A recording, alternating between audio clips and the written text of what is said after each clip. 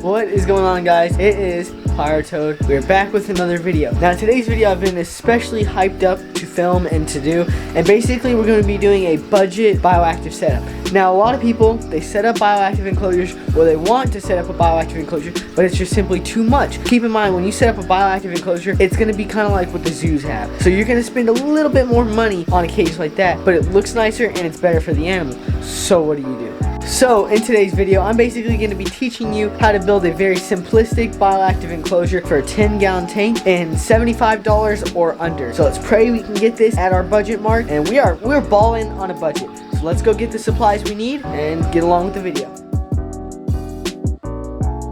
Alright guys, so in this budget build, there's a couple things we're going to be using. Peat moss is going to be one of the main important things. This is what we're going to use for the background and to help build some of our substrate. So you can buy this for about 10 bucks at Lowe's or Home Depot. It's safe for reptiles and amphibians, really good stuff. So yeah, peat moss. Another good material you can mix in with your substrate is going to be this cypress mulch. Now I would not go with anything like this or any of the colored mulch. I would only go with just straight cypress mulch. No Float is the brand I typically go with. Once again, you can find this at Lowe's or Home Depot for about 5 bucks, if not less. The thing we're going to be using in this build is waterfall foam and sealant. That's what's going to give us that rocky textured background. And you can find this once again at Lowe's for about 13 to 14 bucks. Pretty good stuff. I'll show you how we're going to use it when we get home. So waterfall foam sealant. So now we're in the Lowe's indoor plant section. Basically just a bunch of tropical plants. So we're going to be picking out 2 or 3 of these plants to go in a cage. Now as you can see, they're fairly low price, $5.98, and then like this one I believe is $4, $3.98, so $4. We're going to pick out just what we think looks good and what is probably cheaper. There's, as you can see, a lot to choose from, so let's see what we want. Alright, so we've got 4 plants to choose from here. Now that one's more expensive than these other 3, but it looks super pretty. So I'm going to basically decide, I'm going to do 2 plants, I'm going to decide which 2 I want, and we'll take them home. Alright, now in this build, of course for our plants, we're going to be needing good lighting. Now you can obviously pick up different kinds of lights at different stores, but that'll change your budget depending on what light you get. So we're going to see from here what light. Alrighty, so now we found our light. It's a simple plug-in LED light, and it is $14.98, so that should fit right into our budget. Hopefully it'll do the trick. When we get home, we'll plug it in and see how it looks. But yeah, this is what we're going to be doing. Alright guys, so we just got out of the store. We got what we needed. I'll show you what all we got when we get home and how we're going to be setting up this cage. Alrighty ladies and gentlemen, we are back home with our materials for this bioactive. Alright guys, so we're going to go through each and every item so I can tell you how much it costs and potentially where you can find it. So first of all, in this budget, we have these 2 plants, 2 live plants. I got these for about $3 a piece, so that's $6 right there. Those will be the 2 plants that'll go into the enclosure, and of course over time they'll grow out and grow nicely into the enclosure. Next up, as I said, we have the waterfall foam sealant. Once again, you can find this for about, we'll say 15 bucks with tax. So 15 bucks or so. Keep in mind that sealant will easily fill up a whole 10-gallon tank, if not a little bit more. Next off, we have this Good Earth LED light with the plug-in. Very simple, but it'll get the job done. Obviously, you can change this, but it's the cheapest one I was able to find, and we're on a budget. 3 pieces of cork that'll be going in. Obviously, cork is a very naturalistic looking piece of wood.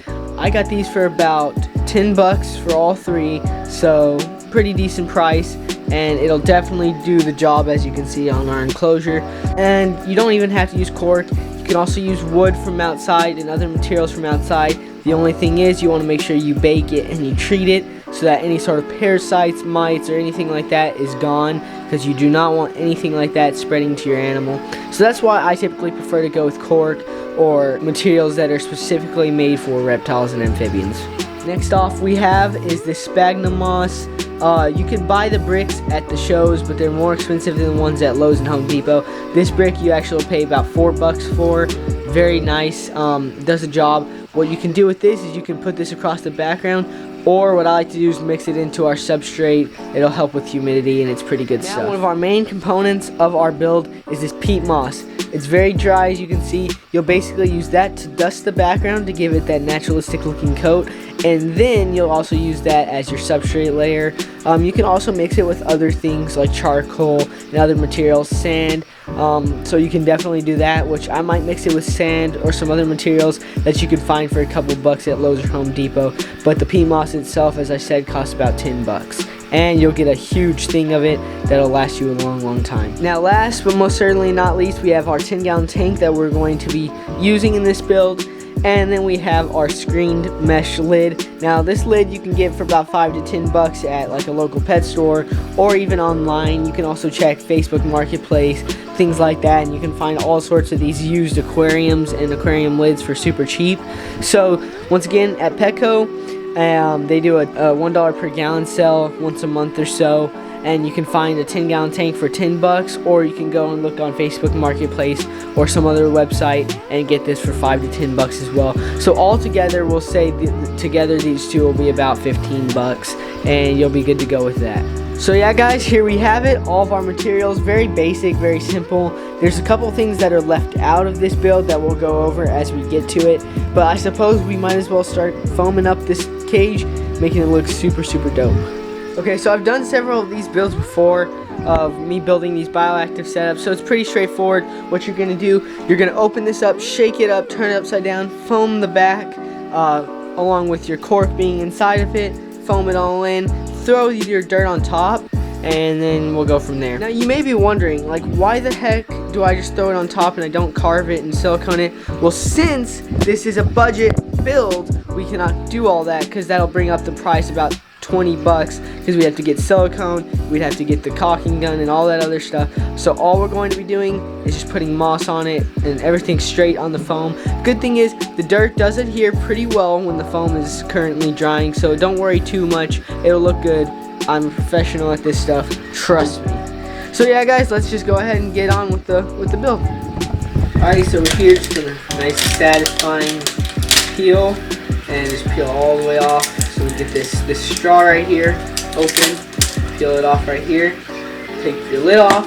Now one thing I like to do if you've got smaller plants is you can actually poke a couple holes in the bottom of this and use this lid as a planting spot. Since we're not going to be needing this, we can throw it away.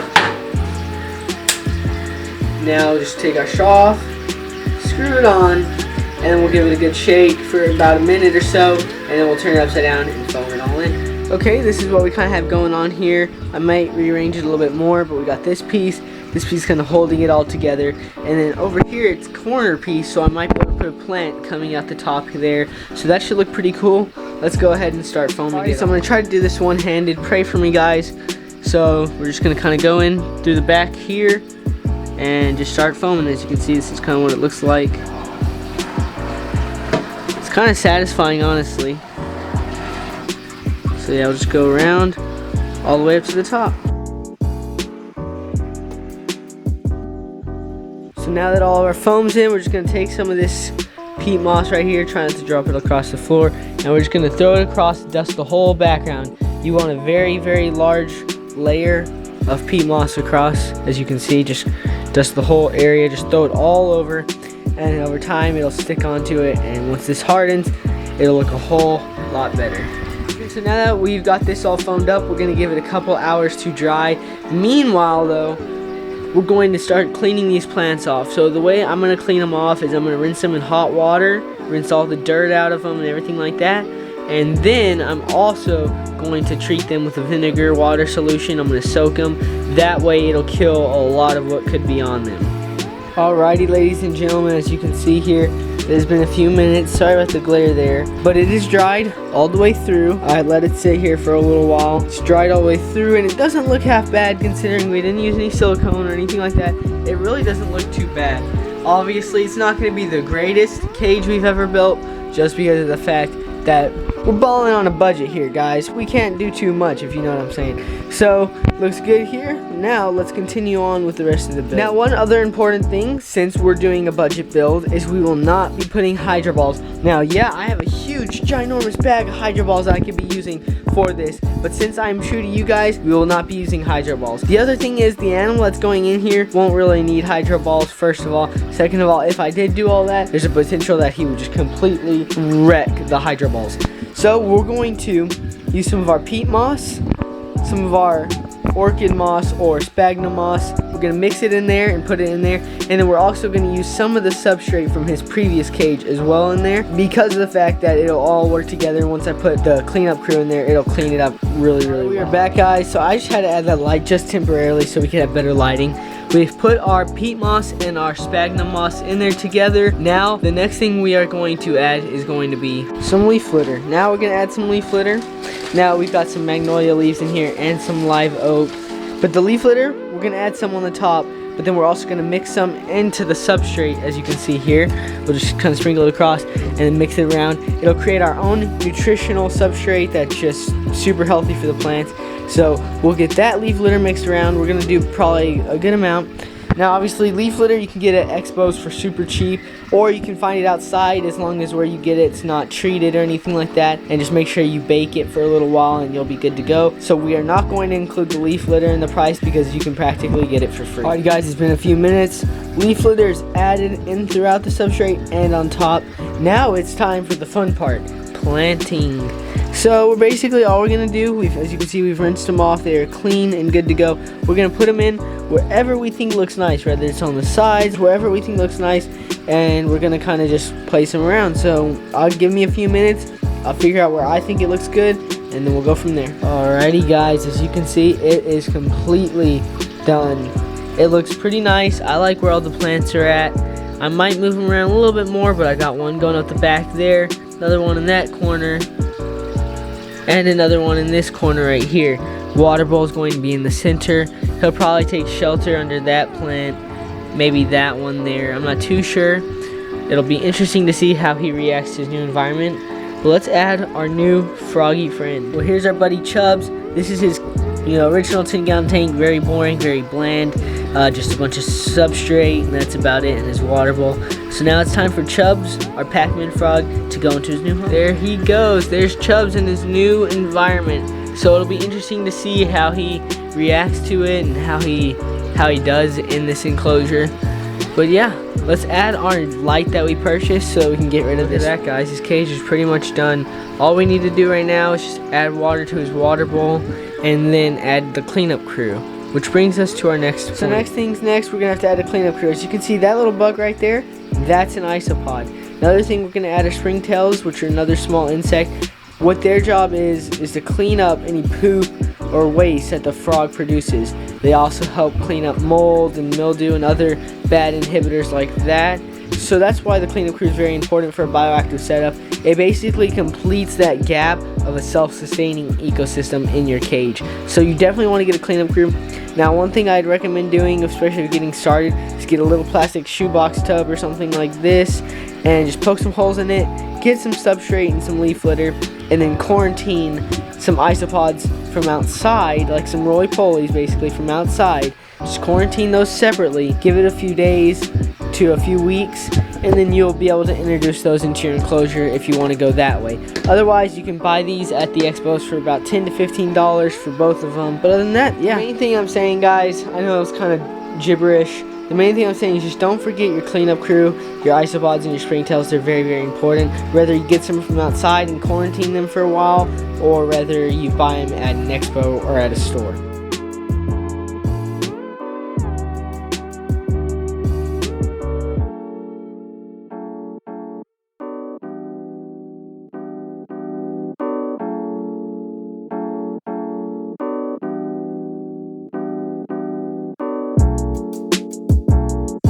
Well guys, this enclosure is completely done, as you can see, and it looks amazing. So that is basically how you can build a very simplistic bioactive setup on a budget of $75 or under. Now there's of course a couple things you'd add, or you could add, or you could change, but this is just how I have it set up. The main three factors you want to focus on is getting your live plants, your cleanup crew, and your lighting. Another thing is of course your background and your substrate and all that, because the substrate's going to be good for the plants, all that other good stuff. But you really want to focus on your lighting. That's going to be one of the key ingredients to keeping your plants alive and overall making your enclosure look super dope.